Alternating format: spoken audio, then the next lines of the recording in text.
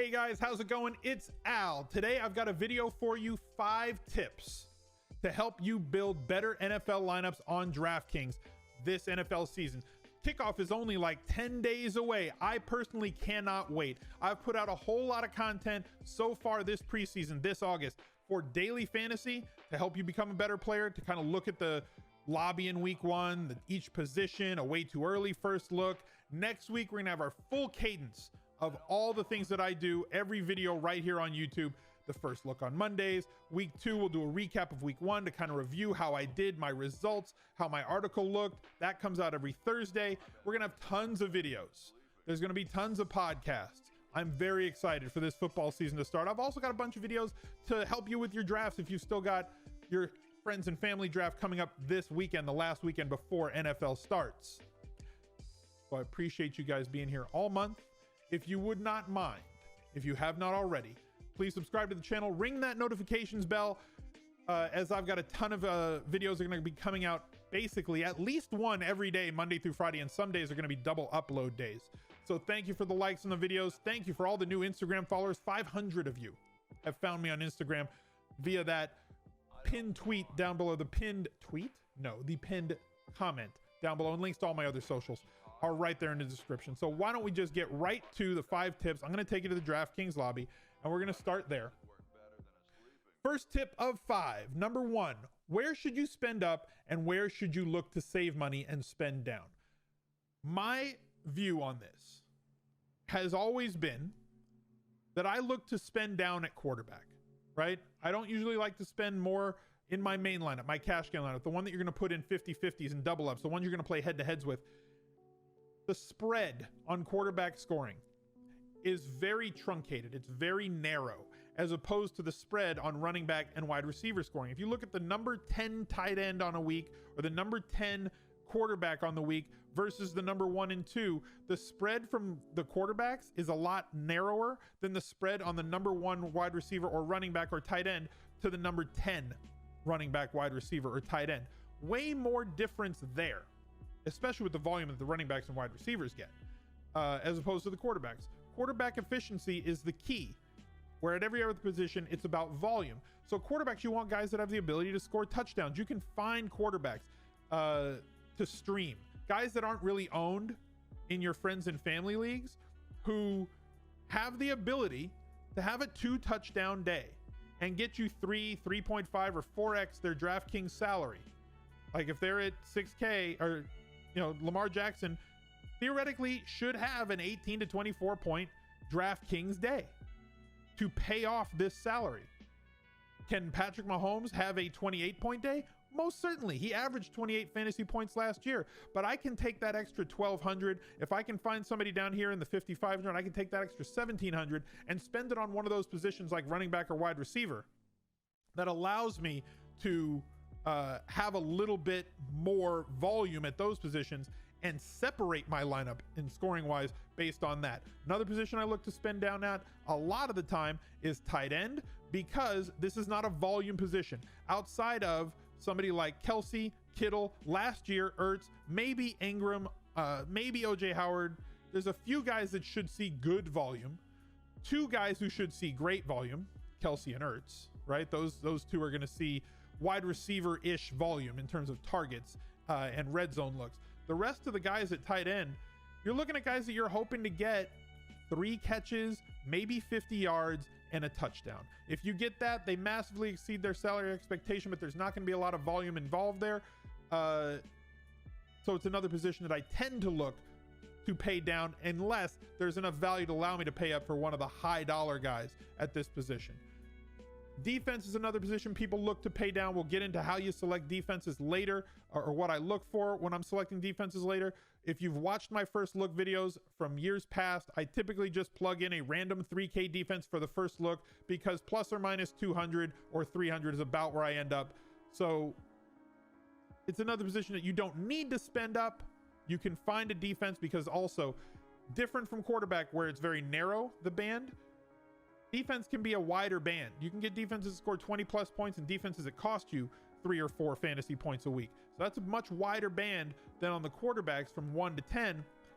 And it's also much more highly variant. right? Defensive touchdowns are very hard to predict. We'll get into that later in the video. So typically speaking, anybody can return a punt for a touchdown. Anybody can return a kick for a touchdown, a fumble, a pick six.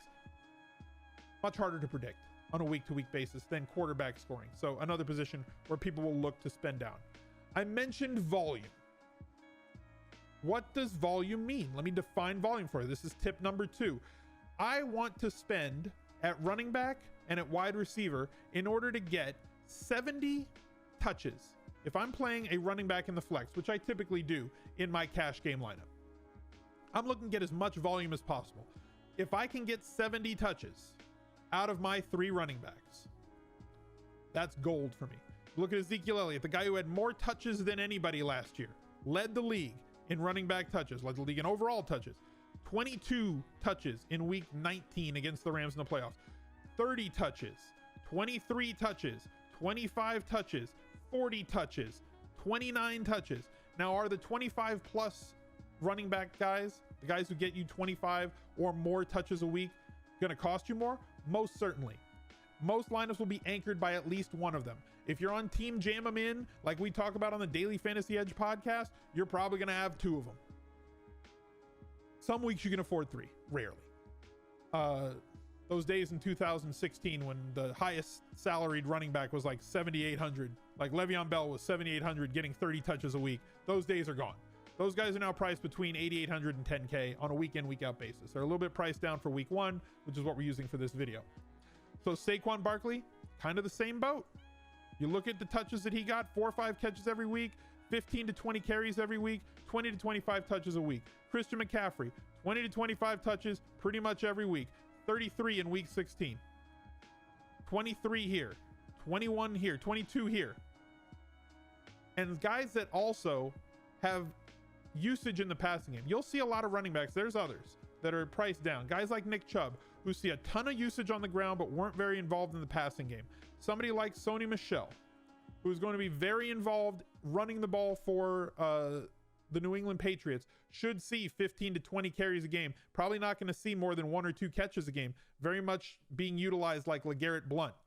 A little bit less valued for me on DraftKings than somebody who's involved in the passing game. Somebody like Derrick Henry, not going to be involved that much in the passing game. Should cede to Dion Lewis when they're looking for, they're not game flow independent. So if they get down a lot, those guys are going to get kind of yanked. It's just going to keep you from getting the volume that you want. But if you can stack up projectively 65 to 70 touches from your 3 running back spots, that's what I'm looking for. That's how I define volume at the running back position. At the wide receiver spot, I want wide receivers that are going to get me 8+ targets a game. Hopefully 10+. It's a nice round number. Double digits are fun, right? So you look at somebody like Julio Jones. Every single week, 13, 8, 11, 14, 8, 9, 11, 10. That's bankable. They're going to catch the ball because the ball is going to head their way. If they're in a great matchup with without a cornerback on the other side of them that's projected to be able to stop them, even better. You look at Mike Evans last year, 8, 10, 9, 6, 6, 8, 7, 10, 13, 11. Teams that project to throw the ball a ton. If you're going to get the guy who is highest on that team in terms of market share of targets, if somebody is missing and somebody else is going to be thrust up into a higher market share of targets, that's what I want. I want as many targets as I can get for the money. That's volume to me. Look for that over the guy that you think this guy might have an 80-yard touchdown this week. Yeah, he might also have 4 targets and 2 catches. So if you put yourself in a position where you're getting 70 touches out of your running backs and out of your 3 wide receivers, you're getting 35 or more targets, you're going to win more weeks than you're going to lose, considering that most of your opponents aren't going to focus on that. And they're going to try and put in, they'll get a guy like maybe Deshaun Jackson, right? On a week-to-week basis, maybe even though I think he's a fine play for week 1, that's a totally other story. I'm just saying a guy that might get 4 targets, but one of them might be a deep ball and he might break one. I'll take my 10 target guy over your 4 target guy every single week. I'll take my 25 carry or 25 touch running back over your 15 touch running back or 12 touch running back every single week. And by the end of the year, I'm going to be more profitable than you in cash games because of it. Number 3, picking defenses. What should you look for? Most people kind of do defense wrong. The number one predictor of defensive scoring, defensive touchdowns, right? Because how do you score on defense in fantasy? Sacks, interceptions, fumbles. The big changes come on defensive touchdowns. How do you get that? Pressure on the quarterback is the number one predictor of defensive success in daily fantasy. So I don't necessarily just want a team that's playing against somebody else that has a low expected team total. Well, they're only expected to score 12 points, so that's way better for me, right? I might get a shutout here. Shutouts are few and far between. What's more predictable is the fact that they're going to put pressure on a quarterback, and a high ranking team in certain metrics like DVOA or something like that does not necessarily mean that they're going to be a high scoring team in terms of daily fantasy. What you're looking for is pressure on the quarterback. If the other team isn't going to throw the ball, there is not the opportunity there for them to get pressured. One that comes to mind was Mitch Trubisky as a rookie would throw the ball like 10 or 12 times a game. They had really low team totals, so players were playing against that. People were streaming defenses against the Bears because, well, they don't look like they're going to score many points, but they don't also look like they're going to give up very many points to an opposing defense and special teams as a result of the fact that they're not dropping back. Teams like the Chiefs last year, especially at home, had a great year because other teams had to drop back 25% more versus the Chiefs than anybody else, which opens up, as bad as the Chiefs defense was, opens up more opportunities for pressures.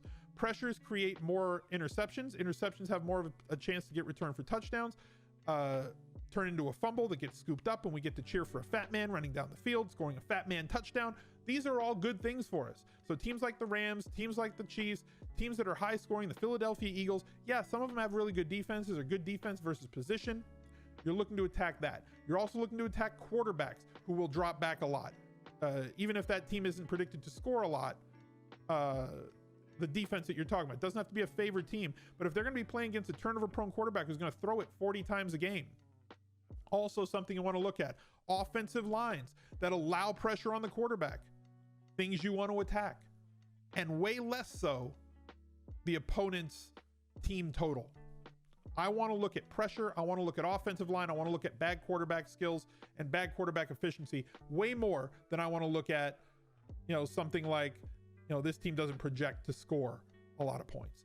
Tip number 4, define your must plays and your stacks. This is for you as a player. Pick the players that you want.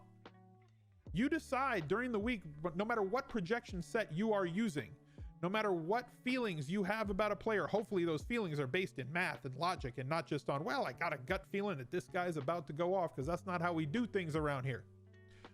But if you find those plays that you really like, you need to focus on those plays, jam them into your lineups, and then figure out the rest. Find the values that are going to allow you to fit them in. If you say, you know what, I really like Saquon Barkley this week. You know what? I think that Mike Evans is going to have a great week in week 1, and I really want to play OJ Howard. If those are your guys, and I want to stack him with with Jameis Winston.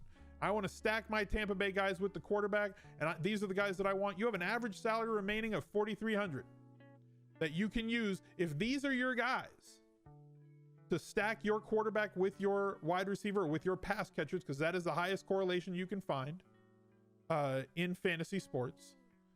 If you want to stack them with a pass catching running back, that's fine to me as well. That breaks the correlation matrix, but in the right way.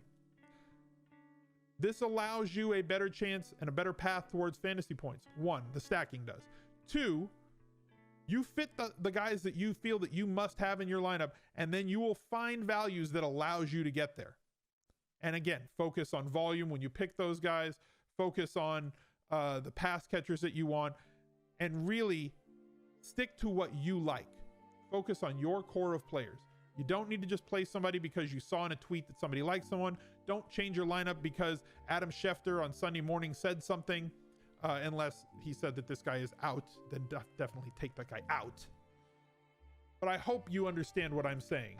When you pick your players that are your must plays personally for you, put them in your lineup and build around them instead of building around what somebody else says.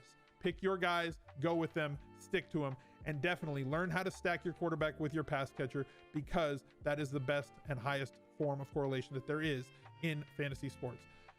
The last one, tip number 5. When you are in your lineups, you have to go in here and find the games that are best for you. I did an entire video on this. It was my lobby tour video. Find the games that are ranked lower. Find the games that have less competition. Find the games that have a better payout arc for you. Find the guys that you think find the games that you think put you in the best position to be profitable. If you have $20 to spend in week 1, if that's your weekly spend in daily fantasy, if that's who you like, spread it amongst as many head-to-heads as you can at the lowest dollar level. It's way better to play $21 head-to-heads than $120 head-to-head. You give yourself a better chance at being profitable if you do that.